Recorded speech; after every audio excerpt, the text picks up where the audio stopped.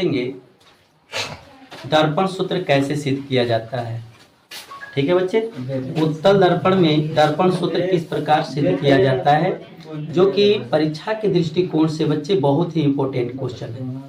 परीक्षा में अधिकतर ये 3 नंबर से लेकर के 5 नंबर का क्वेश्चन आता है। ठीक बच्चे, तो इसको एकदम सरल तरीके से आज हम लोग को सीखेंगे कि उत्तल दर्पण में दर्पण सूत्र कैसे सिद्ध होता है। तो बच्चे सबसे पहले इसका किरण आलेख खींचते हैं कि उत्तल दर्पण। तो सर्वप्रथम उत्तल दर्पण में हम लोग थोड़ा सा इसको इंट्रोडक्शन देखते हैं कि उत्तल दर्पण किसको कहते हैं। तो बच्चे उत्तल दर्पण जिसका परावर्तक सतह उभरा होता है, उत्तल दर्पण जिसका परावर्तक सतह उभरा होता है। तो जिस दर्पण का परावर्तक सतह उभरा होता है तथा धंसा हुआ भाग कलई किया गया रहता है या रजतित रहता है, उस दर्पण को उत्तल दर्पण कहते हैं। तो बच्चे जिस तरह आप देखे हैं कि इसका परावर्तक सतह का मतलब जिस पे प्रकाश की किरण पड़ती है, तो यहाँ इसका परावर्तक सतह क्या है बच्चे, उभरा हुआ है। तो उभरे हुए भाग को क्या कहेंगे, उत्तल कहेंगे। क्या कहेंगे, उत्तल या उत्तल दर्पण। तो बच्चे उत्तल दर्पण बनाया गया जिस दर्पण का नामकरण मैंने किया यम और यन से। यम और यन मेरा उत्तल दर्पण है। ठीक है बच्चे, यम और यन मेरा उत्तल दर्पण है। अब इसमें बच्चे क्या किया गया कि उत्तल दर्पण का परावर्तक सतह भाई तो इधर है, तो हम जिधर परावर्तक सतह होगा उधर ही कोई वस्तु रखेंगे। तो हम उत्तल दर्पण के परावर्तक सतह के सामने, ठीक है, और प्रधान अक्ष के ऊपर, प्रधान अक्ष या मुख्य अक्ष, देखिए ये सीपीओ मेरा प्रधान अक्ष या मुख्य अक्ष है। तो मैं दर्पण के सामने प्रधान अक्ष के ऊपर एक वस्तु रखी, जिस वस्तु का मैंने नाम दिया ए और बी। ये बच्चे ये वस्तु है, ए और बी क्या है, एक वस्तु है जिसका प्रतिबिंब, क्योंकि यह उत्तल है तो 100% इसका प्रतिबिंब काल्पनिक बनेगा, क्योंकि आपको बताया गया है कि उत्तल दर्पण में किसी भी वस्तु का प्रतिबिंब कैसा होता है, काल्पनिक होता है। ठीक है बच्चे, अधिकतर काल्पनिक होता है। उत्तल दर्पण में 2 ही प्रतिबिंब बनता है। उत्तल दर्पण में 2 प्रतिबिंब बनता है। कब, एक वस्तु ध्रुव और अनंत के बीच रखी जाए तब, एक वस्तु अनंत पर रखी जाए तब। ठीक है बच्चे, तो यहाँ पर आप वस्तु कहाँ रखी गई है, ध्रुव और अनंत के बीच रखी गई है। ध्रुव और अनंत के बीच रखी गई है। तो ध्रुव और अनंत के बीच रखी गई है, इसलिए इसका प्रतिबिंब कहाँ बन रहा है, ध्रुव और फोकस के बीच बन रहा है। ध्रुव और फोकस के बीच बन रहा है। ठीक है बच्चे, तो मैं ए बी एक वस्तु रख दिया जो दर्पण के सामने मुख्य अक्ष के ऊपर, और इसका प्रतिबिंब जो बन रहा है वह दर्पण के दूसरी तरफ मुख्य अक्ष के ऊपर, ठीक है, और काल्पनिक प्रतिबिंब बन रहा है। देखते हैं, कहा जाता है कि मुख्य अक्ष के समांतर जब कोई भी प्रकाश की किरण आती है तो वह फोकस से होकर के गुजरती है। तो ये मेरा मुख्य अक्ष या प्रधान अक्ष है, जिसको सीपीओ कहें हम। तो इसके समांतर में कोई भी किरण आ रही है तो ये समांतर आ रही है। जब ये आ रही है तो लिमिट सा चीज है कि जब इसका धंसा हुआ भाग रजतित किया गया है तो इसकी प्रकाश इसमें पार नहीं कर पाएगी। जब प्रकाश नहीं पार कर पाएगी तो जिस एंगल से आएगी उसी एंगल से क्या होगी, परावर्तित हो जाएगी। ठीक है, उसी एंगल से परावर्तित हो जाएगी। तो ये परावर्तक सतह पर पड़ी है, जिसका बिंदु मैंने क्यों रखा है। जिस परावर्तक सतह पर आपकी आपतित किरण आ रही है उस परावर्तक सतह के बिंदु को मैंने क्यू रखा है। तो क्यू पर पड़ने के बाद वह क्या हो रही है, उसी जिस एंगल से आई है, जिस कोण से आई है उसी कोण में वो लौट गई है। ठीक है, लौट गई है क्योंकि रजतित किया गया है, अंदर नहीं आ सकती है। ठीक है बच्चे, अब दूसरा देखते हैं। अब क्या होता है कि मैंने आपको बताया है कि जब प्रधान अक्ष या मुख्य अक्ष के समांतर जब कोई प्रकाश की किरण आती है तो वह फोकस से होकर के गुजरती है। देखिए ये प्रधान अक्ष है, एक समांतर एक किरण आ रही है, जिस किरण का नाम आप दे सकते हैं बी क्यू। तो बी क्यू आ रही है तो ये कहाँ से होकर गुजर रही है, ये देखिए फोकस से होकर, ये फोकस है आपका और फोकस से होकर के गुजरती चली गई। ठीक है बच्चे, एक। दूसरा मैंने बताया था कि अगर कोई भी किरण अगर वस्तु से डायरेक्ट यदि आपको वक्रता केंद्र पर पड़े, या आपको बता दिया जाए वक्रता केंद्र पर डाली जाए, तो वह क्या होती है कि वह वक्रता केंद्र पर जब डाली जाती है कोई भी किरण प्रकाश की, तो वह सीधे क्या होती है, वह उसी के दिशा में रिटर्निंग चली जाती है। देखिए यहाँ से वस्तु से हम वक्रता केंद्र पर डाले हैं, तो बच्चे इधर तो रचित किया गया है, इधर तो केवल कल्पना किया जा सकता है। और टूटी रेखा क्या करता है, कल्पना करने का बोध कराता है। जहाँ टूटी रेखा होता है बच्चे, वहाँ हम समझते हैं कि यहाँ काल्पनिक रेखा है, यहाँ कल्पना ही किया जा सकता है, प्रकाश की किरण आर पार नहीं कर सकती है। ठीक है बच्चे, तो यहाँ पर जब परावर्तक सतह पर पड़ी है, तो पहले तो आपको बताया कि इधर तो पार नहीं करेगी, लेकिन हम कल्पना करेंगे ये कहाँ जा रही है, ये वक्रता केंद्र पर जा रही है। तो यहाँ से जहाँ तक हम प्रकाश की किरण गुजारेंगे, परावर्तक सतह पर पड़ेगी, आई और उसी पर टकराने के बाद क्या हुई, उसी के दिशा में लौट गई। तो परावर्तक सतह पर देखिए ये किरण आलेख खींचा हूँ आते हुए, और फिर यहाँ से टकरा करके फिर उधर जाते हुए। ठीक है, और अगला जो है आपका, अब इस साइड की जो होगी, तो इस साइड में हम केवल क्या करेंगे, टूटी रेखाओं से संबोधित कर देंगे कि ये वक्रता केंद्र पर आती है। ठीक है, अब इस प्रकार के दो किरण आलेख से मेरा ये मान लीजिए कि ये दर्पण जो उत्तल दर्पण में जो हमको दर्पण सिद्ध करना है, वो बनना तय हो जाएगा। ठीक है बच्चे, तो अब आप यहाँ पर मैंने आपको ये अवतल दर्पण में इसके बारे में बताया गया है कि बच्चे कि किसको क्या कहा जाता है, किसको क्या कहा जाता है। ये दर्पण के जो मध्य मतलब कि मध्य बिंदु पर जो आकर मिल रहा है, जो मध्य में रेखा जो खींची जा रही है, उसको प्रधान अक्ष या मुख्य अक्ष कहा जाता है, जिसका ध्रुव क्या है, P है। दर्पण का ध्रुव क्या है, P है। और ये भी बताई गई है आप लोगों को कि जितनी भी दूरियां होती है बच्चे, वो दर्पण के ध्रुव से ही नापी जाती है। ठीक है बच्चे, अभी तक जितने भी बच्चे चैनल सब्सक्राइब नहीं किए हैं, तो सभी बच्चों से अनुरोध है कि कृपया करके चैनल सब्सक्राइब, लाइक और शेयर कर दें, ताकि इस प्रकार का वीडियो आपके पास जा सके। अब बच्चे देखते हैं, अब इसको हम क्या करते हैं, चलते हैं अपने की जो जैसे मैंने इसमें किरण आलेख में खींचा है उसी प्रकार इसको लिखना है। माना यमयन एक अवतल दर्पण है, सॉरी बच्चे उत्तल दर्पण है, यमयन एक उत्तल दर्पण है। यहाँ पर यम और यन एक उत्तल दर्पण हो गया। प्रधान अक्ष के ऊपर यानी उत्तल दर्पण है, जिसके यहाँ लिख सकता है, आप लिख सकते हैं जिसके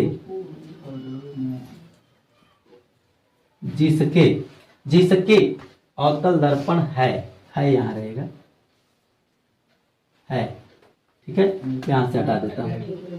जिसके प्रधान अक्ष के ऊपर तथा दर्पण के परावर्तक सतह के सामने, देखिए प्रधान अक्ष इसको कहते हैं प्रधान अक्ष, इसके ऊपर और दर्पण के परावर्तक सतह, दर्पण का परावर्तक सतह इधर का होगा बच्चा क्योंकि उभरा हुआ है, तो दर्पण के परावर्तक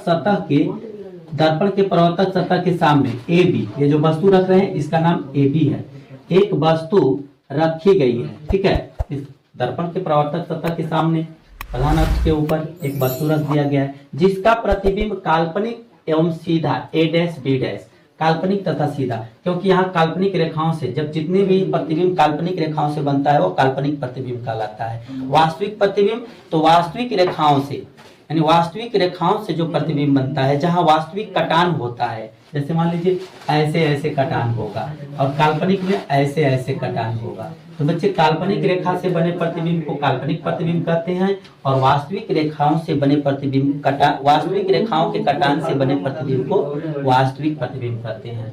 तो बच्चे यहाँ पर प्रतिबिंब काल्पनिक रेखाओं से हुई है, इसलिए प्रतिबिंब कैसा बना है, काल्पनिक। और सीधा बनने का मतलब क्या है, सीधा बनने का मतलब ऊपर वस्तु रखी गई है, प्रधान अक्ष के ऊपर वस्तु रखी गई है, तो इसका प्रतिबिंब भी ऊपर ही बना है। देखिए दर्पण के दूसरी सतह दूसरी ओर, ठीक है, दर्पण के दूसरी ओर प्रधान अक्ष के ऊपर बना हुआ है, जिसका प्रतिबिंब क्या बना है, A', दर्पण के ध्रुव एवं फोकस के बीच बनता है। यहाँ देखेंगे ये दर्पण का ध्रुव है और ये फोकस है, ये दर्पण का ध्रुव और ये फोकस है, इन दोनों के बीच बन रहा है। यानी जब हम किसी वस्तु को ध्रुव और अनंत के बीच किसी वस्तु को रखते हैं उत्तल दर्पण में, तो उसका प्रतिबिंब कहाँ बनता है, ध्रुव और फोकस के बीच बनता है, ध्रुव और फोकस के बीच बनता है। ये ऑब्जेक्टिव क्वेश्चन में पूछता है, यदि किसी वस्तु को उत्तल दर्पण के ध्रुव और अनंत के बीच रखी जाए तो उसका प्रतिबिंब कहाँ बनेगा। ठीक है। तो उसका प्रतिबिंब ध्रुव और फोकस के बीच बनेगा। ठीक है बच्चे, बनता है। अब चलते हैं आगे। अब इसको इंडिकेट कर दिए मैं कि ए जो है, क्योंकि मैंने बताया कि दर्पण में जितनी भी दूरियां होती है ध्रुव से नापी जाती है। तो ये P है, तो P यहाँ पर ए है क्योंकि यहाँ वस्तु रखी गई है PA। तो यहाँ PA क्या है, वस्तु दूरी है। यहाँ से ध्रुव से वस्तु के बीच की दूरी को वस्तु ध्रुव कहते हैं। ध्रुव से वस्तु के बीच की दूरी को वस्तु दूरी कहते हैं। तो यहाँ वस्तु दूरी हो गया। अच्छा, दर्पण के सामने है तो इसको -u से, यानी वस्तु दूरी को u से सूचित किया जाता है। तो दर्पण के सामने जितनी भी दूरियां होती है उसको माइनस में, चिन्ह परिपाटी के अनुसार माइनस में लिखा जाता है। अब चलते हैं PA' यहाँ पर आते हैं। PA' ये दर्पण के दूसरी ओर है। तो बच्चे यहाँ पर परावर्तक सतह था, परावर्तक सतह के सामने था, यहाँ परावर्तक सतह के ठीक पीछे दूसरी ओर है। तो दूसरी ओर जो दूरियां होती है वो धनात्मक होती है। ठीक है, तो जो PA आपका हो जाएगा वह आपका प्रतिबिंब दूरी हो गया। इसको कहते हैं प्रतिबिंब, क्योंकि यहाँ पर प्रतिबिंब बन रहा है। यहाँ पर लिखा गया A', ठीक है, क्या है, प्रतिबिंब बना हुआ है। तो आपका क्या हो गया, B आपका प्रतिबिंब हो गया। तो बच्चे यहाँ माइनस, यहाँ प्लस क्यों हुआ, क्योंकि यह दर्पण के परावर्तक सतह के सामने था और दर्पण के परावर्तक सतह के पीछे था। ठीक है, और PF जो क्या है, P और F ये फोकस दूरी है। ध्रुव से और फोकस के बीच की दूरी को फोकस दूरी कहा जाता है।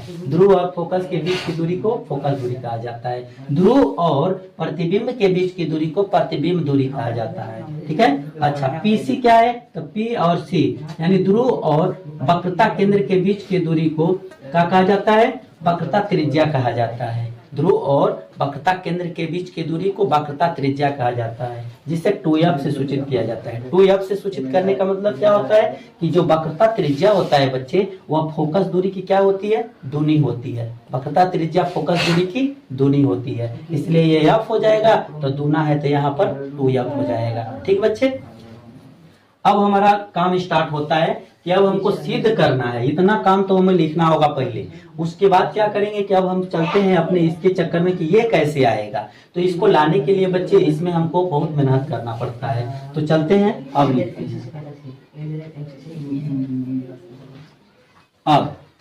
अब इसमें क्या करेंगे, ट्रायंगल को पकड़ेंगे। यहाँ ट्रायंगल आपका देखिए, ट्रायंगल में त्रिभुज पकड़ेंगे, त्रिभुज ABC।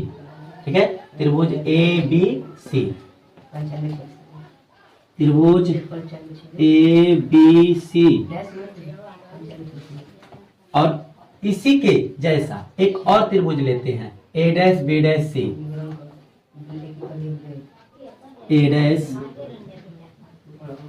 B', में दो त्रिभुज पकड़े।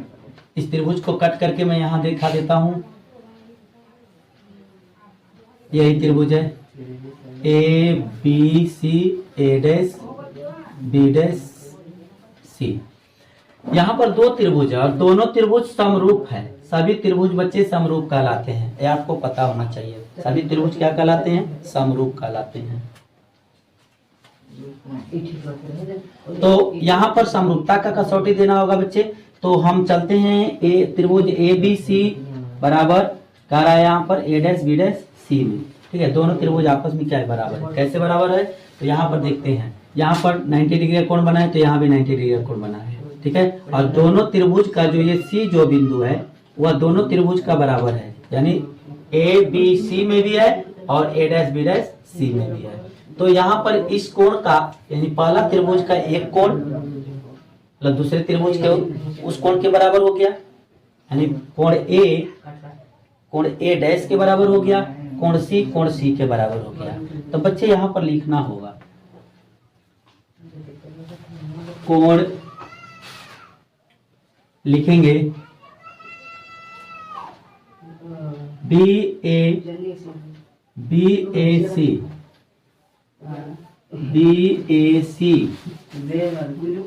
बराबर, यहाँ पर बच्चे बराबर नहीं लिखेंगे, तथा लिखेंगे। ठीक है बच्चे, यहाँ तथा लिखेंगे। कोण BAC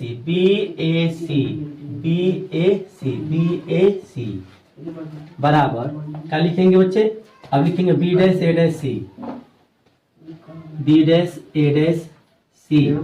बराबर का डिग्री का आएगा, 90 डिग्री आएगा, क्योंकि यहाँ लंबवत है। क्या है, लंबवत है। लंबवत होगा बच्चे तो 90 डिग्री का कोण बनेगा। और 90 डिग्री का बनेगा तो 90 डिग्री या तो छोटा में बने या बड़ा में बने। 90 हमेशा क्या होता है, बराबर होता है। तो 90 डिग्री हो गया। अब बच्चे यहाँ पर देखते हैं, ये जो आपको सी जो कोण है वह दोनों में है, तो ये संगत मान लीजिए कोण हो गया। ठीक है, क्या हो जाएगा बच्चे, संगत कोण हो जाएगा।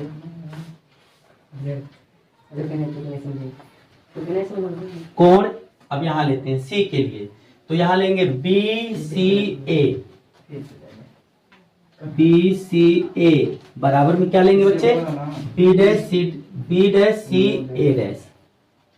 कोण यहाँ लगा लेंगे, बी डैश सी ए डैश बराबर। बच्चे किस नियम से बराबर है, तो ये संगत कोण से बराबर है। इस नियम से संगत कोण से बराबर है। ठीक है बच्चे,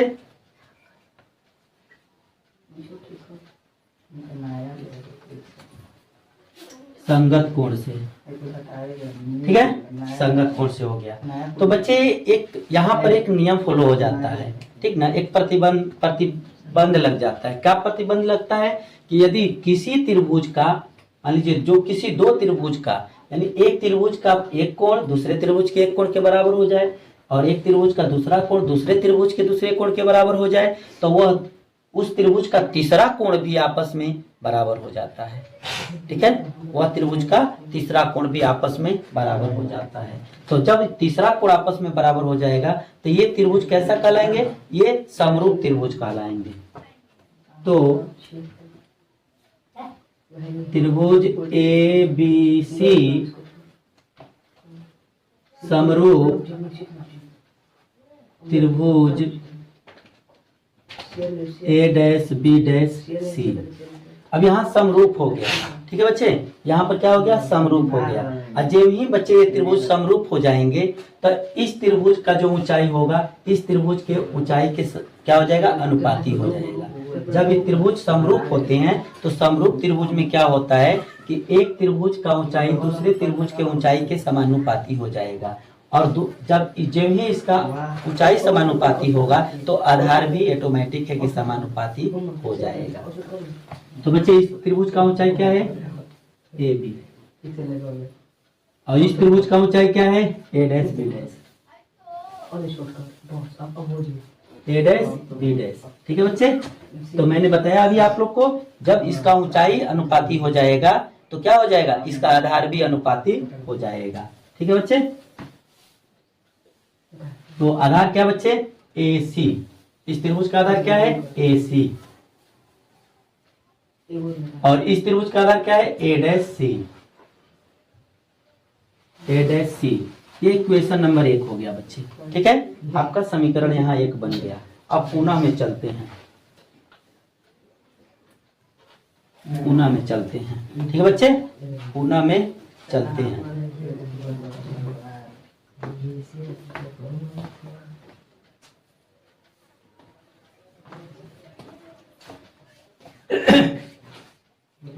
तो पुनः में चलते हैं बच्चे। एक त्रिभुज तो पकड़ लिए, अब दूसरा त्रिभुज देखिए कहां से पकड़ाएगा। तो दूसरा त्रिभुज आप पकड़िए क्यू पी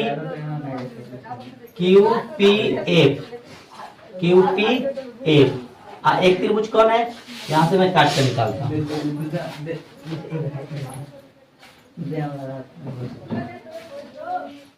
यहां से, यहाँ क्यू है, पी है, यहाँ एफ है। यहाँ पर आपका क्या है, ए डैश है, बी डैश है। ठीक है, इसमें 2 त्रिभुज है बच्चे। देखिए यही निकाला हूं काट कर, यहाँ से पूरा ऐसे गया ऐसे लिया। ठीक है, तो अब यहाँ पर देखते हैं ये वाला कोण 90 डिग्री है तो ये वाला कोण 90 डिग्री होगा। जिस प्रकार मैंने कहा कि सी बराबर है, इस तरह यहाँ एफ भी बराबर होगा। दोनों त्रिभुज में एफ है।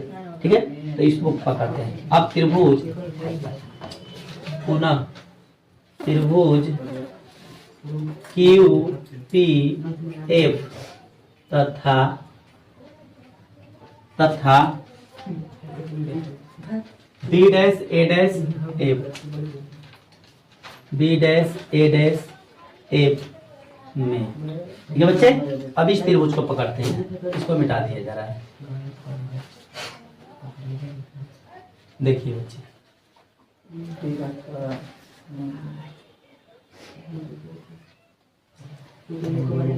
यहाँ पर देखेंगे तो मैंने क्या बताया कि इसको भी इसी नियम से आप क्या कर लेंगे, बराबर कर लेंगे। इस त्रिभुज का जो पी कोण है वह एक डैश के बराबर है, क्योंकि यहाँ 90 रहे तो यहाँ भी 90 है, अब तो अब के बराबर ही है। ठीक है, यहाँ लिखेंगे कोण QPF बराबर कोण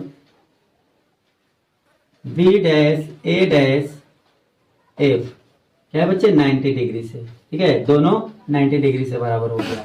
तो फिर क्या करेंगे, फिर लेंगे कोण QFP बराबर, यहाँ लेंगे B dash F A dash, कोण B dash F A dash किससे बच्चे, तो यहाँ पर लिख देंगे संगत कोण से।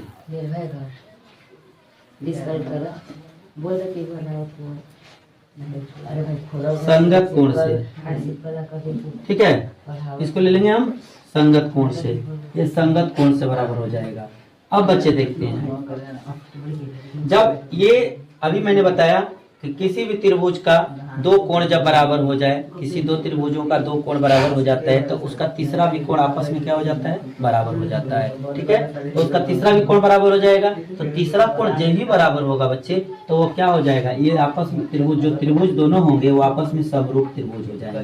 तो बच्चे क्या हो जाएगा, तो समरूप त्रिभुज हो जाएगा। तो लिखेंगे त्रिभुज QPF समरूप B dash A dash F। ठीक है, B dash A dash F समरूप हो गया। और जब बच्चे जो ही त्रिभुज ये समरूप होता है, जो भी त्रिभुज ये समरूप होता है तो क्या होता है कि इसका जो ऊंचाई होता है इस त्रिभुज के ऊंचाई के अनुपाती हो जाता है ये, और इसका जो आधार होता है इस त्रिभुज के आधार के अनुपाती हो जाता है। तो अब क्या हो जाएगा बच्चे, यहाँ QP हो जाएगा बटा में B डैश A डैश हो जाएगा, या A डैश B डैश कहिए, इसको सीधा भी आप लिख सकते हैं, इसको आप सीधा भी लिख सकते हैं, PQ भी लिख सकते हैं। लीजिए मैं PQ में लिख देता हूँ, PQ बटा में A डैश B डैश। ठीक है, जब ऊंचाई अनुपाती हो गया तो आधार भी क्या होगा बच्चे, अनुपाती हो जाएगा। PF अनुपात A डैश F। ठीक है, यहाँ आधार आपका इसका क्या है, PF है, इसका आधार A डैश F है। बच्चे ये क्या हो गया, ये इक्वेशन नंबर 2 हो गया। नहीं, यहाँ पर इक्वेशन नंबर 2 अभी नहीं देंगे। ठीक है बच्चे, एक तो और इसमें काम कर लेते हैं। अब चलते हैं, अब देखते हैं यहाँ पर क्या है मेरा में, यहाँ AB है और यहाँ PQ है। बच्चे इसको हमें समझना होगा, AB और PQ, यहाँ देखिए AB और यहाँ देखिए PQ, ये दोनों बराबर है। दोनों इसलिए बराबर है कि जब कोई समांतर रेखा कहीं भी ये दूरी गमन करे तो ये समान दूरी पर ही गमन करती है, यानी कि जितना दूरी यहाँ होगी और वह उतना ही दूरी यहाँ होगी। जब दो समांतर रेखा दूरी कहीं भी गमन करती है बच्चे, किसी भी दिशा में चलती है, तो क्या होता है, उनके बीच की मतलब की जो लंबिक दूरी होती है वह सदैव क्या होता है, बराबर होता है। लंबिक दूरी इसको कहते हैं बच्चे, जो ऊपर से नीचे तक खींचा गया है इसको। तो जितना दूरी ये होगा उतना ही दूरी ये होगा। अगर ये AB है तो ये भी AB हो जाएगा, भले ही नाम इसका दूसरा हो, लेकिन इसके बदला में हम AB भी कह सकते हैं, नहीं तो इसके बदला में इसको भी कह सकते हैं। ठीक है, तो यहाँ पर वही चीज आया हुआ है, यहाँ AB है और यहाँ PQ है। तो यहाँ पर हम लिख सकते हैं बच्चे, यहाँ पर ब्रैकेट में घेर कर लिख सकते हैं AB बराबर PQ। इसका मतलब क्या, AB के जगह पर हम PQ भी रख सकते हैं, आप PQ के जगह पर AB भी रख सकते हैं। तो मैंने ये इसको हटाया, AB यहाँ पर है तो AB ही रख देता हूँ। तो AB बटा में A डैश B डैश अब बराबर हो जाएगा PF बटा में A डैश F। ये इक्वेशन नंबर आपका 2 हो गया। ठीक है बच्चे, जब इक्वेशन नंबर यहाँ 2 हो गया बच्चे, तो अब क्या करेंगे, इक्वेशन नंबर 1 और इक्वेशन नंबर 2 यानी समीकरण 1 और समीकरण 2 को हल कर देंगे। जब देखिए बच्चे यहाँ पर शर्तें हैं कुछ, जब कोई भी समीकरण में अगर बायां पक्ष बराबर होता है तो दायां पक्ष भी आपस में क्या हो जाता है, बराबर हो जाता है। ठीक बच्चे, किसी भी समीकरण का ये रूल्स है कि जब किसी समीकरण का बायां पक्ष अगर बराबर होगा तो दाहिना पक्ष भी आपस में बराबर हो जाएगा। तो यहाँ देखते हैं बायां पक्ष ए बी बटा में ए डैश बी डैश, यहाँ ए बी बटा में ए डैश बी डैश है, ठीक है। यहाँ पर ए बी बटा में ए डैश बी डैश है, तो यहाँ भी ए बी बटा में ए डैश बी डैश, यानी बायां पक्ष बराबर है। तो जब सेम सेम है तो ये कट जाएगा, खत्म हो जाएगा, कैंसिल हो जाएगा। तो अब क्या होगा, इसका जो दाहिना पक्ष होगा और इसका दाहिना पक्ष ये भी आपस में बराबर हो जाएंगे। कटने जो तो है नहीं, तो जब नहीं कटेंगे तो आमने सामना आ जाएंगे। जैसे कुछ होता है बच्चे ऐसे कि जब किसी भी दो राजा होते हैं और दोनों राजाओं में क्या होता है, युद्ध होता है, तो क्या होता है कि यदि दोनों राजाओं की अगर सेनाएं मारी जाती है तो अब उसके बीच में क्या होते हैं, अब राजा आमने सामने हो जाते हैं। ऐसा होता है, बहुत सारे ऐसे धारावाहिक हैं कि जिसमें दो राजाओं की लड़ाई होती है, सेना अपने में मारपीट कर लेता है, मर जाते हैं सेना, तो अब आमने सामने कौन बचता है, दोनों राजा। अब दोनों राजाओं में युद्ध चालू हो जाता है, ठीक बच्चे। उसी तरह जस्ट ये भी है। तो आपका बायां पक्ष बराबर हो गया तो दाहिना पक्ष भी बराबर होगा, दाहिना पक्ष बराबर हो गया तो बायां पक्ष भी बराबर हो जाएगा। तो यहाँ लिखेंगे समीकरण एक व दो से, एक व दो से। तो बच्चे मैंने अभी बताया कि इसका दोनों का बायां पक्ष बराबर है तो दाहिना पक्ष भी क्या हो जाएगा, बराबर हो जाएगा। तो ये कैंसिल हो जाएगा, दोनों ये और ये दोनों बराबर है तो कैंसिल हो गया। अब ये बचा इधर और ये बचा इधर। इसका इस साइड का है तो इस साइड में आगे रख देंगे, ये हो गया ए सी और इधर क्या हो जाएगा ए डैश सी। इधर क्या बचा बच्चे, यहाँ बचा पी एफ, यहाँ बचा ए डैश ए, ठीक है बच्चे। यहाँ तक आ गया हम लोग का, यहीं तक एक प्रकार का आंसर आ जाएगा बच्चे। अब चलते हैं, हमको तो लाना है इतना, ठीक है, यहीं तक परफेक्ट आ गया, ठीक ना। अब यहीं तक हमको क्या करना है, इसको लाना है, तब इसके चक्कर में पड़ते हैं। तो इसको मैंने आपको बताया है बच्चे, अब इसको किसको क्या क्या कहते हैं उस चीज को समझना होगा, ठीक है बच्चे, इसको हमें समझना होगा। यहाँ पर ए से सी तक दिया गया है, तो ए से सी तक यानी कहने का मतलब कहीं दो गांव की दूरी हो और दोनों को जोड़ दिया गया तो 6 किलोमीटर है। तो मैं अगर एक गांव की दूरी पूछे, एक गांव की दूरी 3 किलोमीटर, एक गांव की दूरी 3 किलोमीटर, तो दोनों को जोड़े तो 6 किलोमीटर आया, ठीक है बच्चे। जैसे मान लीजिए यहाँ पर एक गांव है, यहाँ पर एक गांव है, ठीक है, आपने यहाँ से प्रस्थान किया तो यहाँ से 3 किलोमीटर, यहाँ से 3 किलोमीटर, दोनों जोड़े तो कितना आया, 6 किलोमीटर। अगर आपसे कह दिया जाए कि अब ये दोनों दूरी मान लीजिए 6 किलोमीटर है और दोनों दूरी क्या है, समान है, ठीक है, समान है या समान नहीं भी है, उससे नहीं वास्ता है। तो कोई पूछ देगा कि आपसे कि ये बताइए कि इसमें एक एक का दूरी अगर निकालना हो तो ये 6 किलोमीटर जो दूरी कैसे आई है, तो आप क्या करेंगे, ये दूरी और ये दूरी दोनों को क्या करेंगे, ऐड कर देंगे, ठीक है, तो आपका 6 किलोमीटर दूरी निकल जाएगी। तो उसी तरह हमको क्या चाहिए, एसी चाहिए, ए और सी चाहिए। तो एसी को नापने वाला पैमाना क्या है, बिंदु पी है। तो आपको बताया गया है कि इस दर्पण में हो, दर्पण में या लेंस में कोई भी दूरियां कहां से नापी जाती है, ध्रुव से नापी जाती है। तो यहां से नापेंगे हम, तो इसको कहेंगे क्या, पीए कह देंगे, इसको क्या कर देंगे, पीए जोड़ पीसी कह देंगे। तो इसके बदला में हम यदि देखिए ये रेखा खींचते हैं, यहाँ पर आपको बैठा दिए ए, यहाँ पर हो गया पी, यहाँ पर हो गया आपका सी। तो बच्चे अब क्या करना है कि आपको एसी के बदला में देना है, तो एसी के बदला में आप दे सकते हैं पीए जोड़ पीसी, ठीक है। ये वाला दूरी और प्लस ये वाला दूरी दोनों को हम ऐड कर देंगे तो ये पूरी दूरी निकल कर सामने आ जाएगी, ठीक है बच्चे, ठीक है, एकदम सिंपल तरीके से। तो इसके बदला में क्या लिखेंगे बच्चे, इसके बदला में हम लिखेंगे पीए जोड़ पीसी,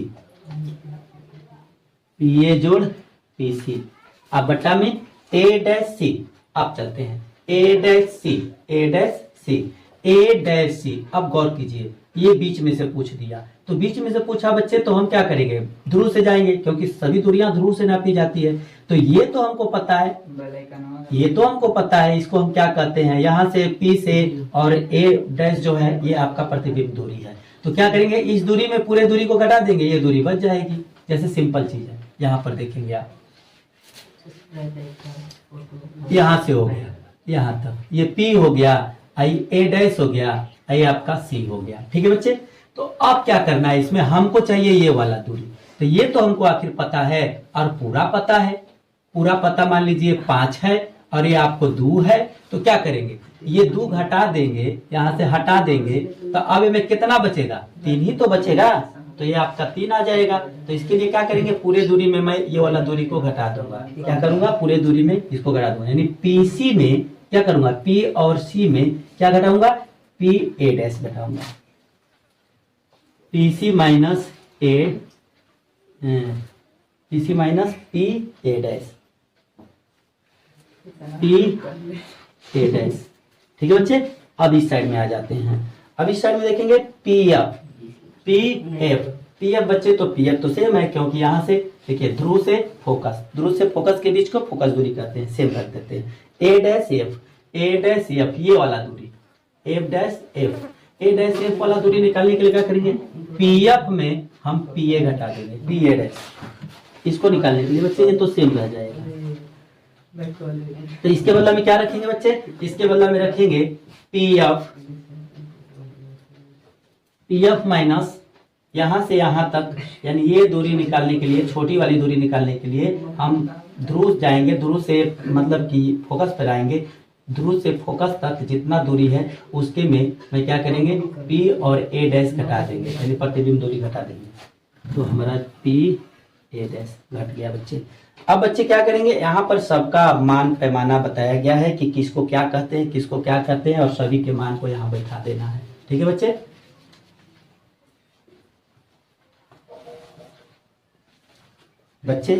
मैं आशा करता हूँ कि एक बार में आप लोग अगर विधिवत समझेंगे तो 100% समझ में आ जाएगा, क्योंकि ये एकदम विधिवत समझाया जा रहा है बच्चे, इसमें हड़बड़ी नहीं करना, एक बार में 100% समझ में आएगा। अब बच्चे यहाँ पर बताया गया पी ए, तो पी ए आपको इंडिकेट कराया हूँ, देखिए पी ए को क्या कहते हैं, वस्तु दूरी कहते हैं। तो वस्तु दूरी किससे सूचित करता है, यू से, तो ये परावर्तक सतह के सामने है, इसलिए माइनस यू से, चिन्ह परिपाटी के अनुसार यहाँ मान बैठाते हैं बच्चे। तो उसको पी ए के बदला में मैं क्या रखूंगा, पी यू रखूंगा। ठीक है बच्चे, फिर प्लस है, ये पी ए क्या है, यू, यानी वस्तु दूरी को माइनस यू से, क्योंकि दर्पण के सामने है। अब चलते हैं, यहाँ पर पीसी है, तो पीसी देखें, पीसी, तो पीसी को क्या कहते हैं, वक्रता केंद्र कहते हैं, जिसको वक्रता त्रिज्या, यानी वक्रता त्रिज्या को 2f से, क्योंकि वक्रता त्रिज्या क्या होती है, फोकस दूरी की दूनी होती है, फोकस दूरी की दूनी होती है। तो यहाँ पर क्या रख देंगे बच्चे, यहाँ पर 2f रख देंगे। ठीक है, इसके बदला में बच्चे पीसी के बदला में, पीसी को क्या कहते हैं, देखिए यहाँ पर लिखा गया है वक्रता केंद्र, तो वक्रता केंद्र को 2f से, ठीक है, तो वक्रता केंद्र को 2f से रख दिए। अब नीचे चलते हैं पीसी, यहाँ भी पीसी दिया था, यहाँ भी 2f रखेंगे। अच्छा, माइनस है तो माइनस रखेंगे, फिर पी ए डैश, ये प्रतिबिंब दूरी है, तो प्रतिबिंब दूरी को भी से, सिंगल भी से, माइनस नहीं लगाना है, क्योंकि चिन्ह परिपाटी में दर्पण के पीछे है, इस साइड में है, दूसरी साइड में, तो यहाँ पर भी हो गया, बराबर ले लेते हैं बच्चे। अब इसमें आते हैं पी एफ, फोकस दूरी, इसको एफ से, ठीक है बच्चे, स्मॉल एफ से, ठीक है। उसके बाद पी एफ, फिर पी एफ बोला है, फिर एफ से, फिर माइनस बोला बच्चे, तो फिर माइनस दे देंगे यहाँ, फिर पी ए डैश, तो पी ए डैश को क्या बोले, देखिए आप यार, पी ए डैश प्रतिबिंब दूरी, जिसको भी से, ठीक है। अब यहाँ पर क्रॉस मल्टीपल करेंगे, क्या करेंगे बच्चे, क्रॉस मल्टीपल, यहाँ पर लिखेंगे तिर्यक गुणा,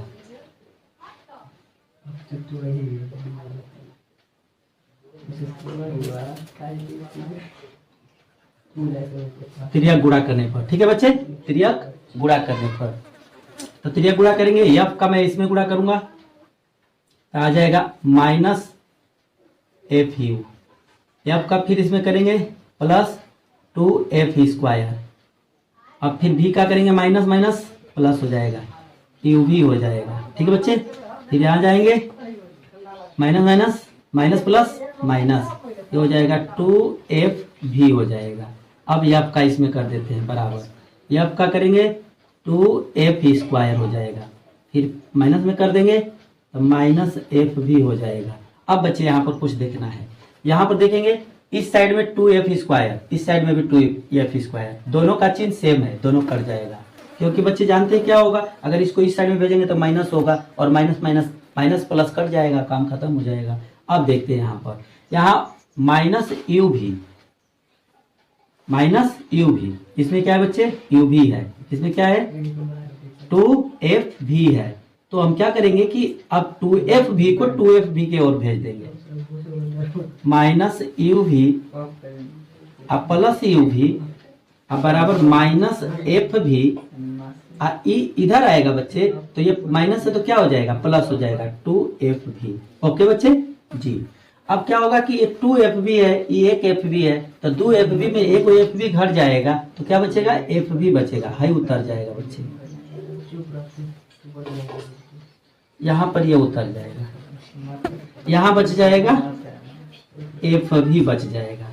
अब यहाँ के बाद क्वेश्चन स्टार्ट होता है हम लोग का। अभी कह रहा है यहाँ से भी देखेंगे तो अभी हम लोग का इतना आंसर नहीं आया, तो इसमें क्या करेंगे, दोनों पक्षों में u भी f से भाग दे देंगे। क्या लिखेंगे, अब दोनों पक्षों में u भी, f u भी लिखेंगे बच्चे, अच्छा लगता है, f u भी से भाग, इसमें भाग देंगे माइनस एफ यू बटा में एफ यू भी प्लस यू भी बटा में एफ यू भी, अब बराबर हो जाएगा एफ भी बटा में आपका एफ यू भी। अब काटेंगे बच्चे, यहाँ पर एफ कटेगा यू कटेगा, एफ कटेगा यू कटेगा। ओके जी। अब यहाँ पर क्या कटेगा, यू कटेगा भी कटेगा, यू कटेगा भी कटेगा, यहाँ कटेगा, यहाँ पर एफ कटेगा एफ कटेगा, भी कटेगा भी कटेगा। अब बचा क्या, -1/v बचा, अब +1/f बचा। इधर क्या बचे बच्चा, 1 बटा में क्या बच जाएगा, u बचेगा। देखिए हमको चाहिए इधर f, 1/f चाहिए, तो यह 1/f को हम यहीं पे रखेंगे। ओके बच्चे, और v को इधर भेज देंगे, तो क्या हो जाएगा 1/f इक्वल 1/u जोड़ 1/v। बच्चे यही हमको प्रूव करना था, तो ये इतना आ जाएगा तो हमारा प्रूव हो जाएगा। बहुत आसान है बच्चे, एक बार में आ जाएगा आप लोग को। गौर से एक बार यदि देखेंगे तो 100% आपको आ जाएगा। ठीक है बच्चे, बहुत मेहनत लगा बच्चे बनाने में। आप यदि सब्सक्राइब नहीं किए हो, लाइक नहीं किए हो, तो सब्सक्राइब और लाइक करना फर्ज बनता है बच्चे। थैंक यू बच्चे।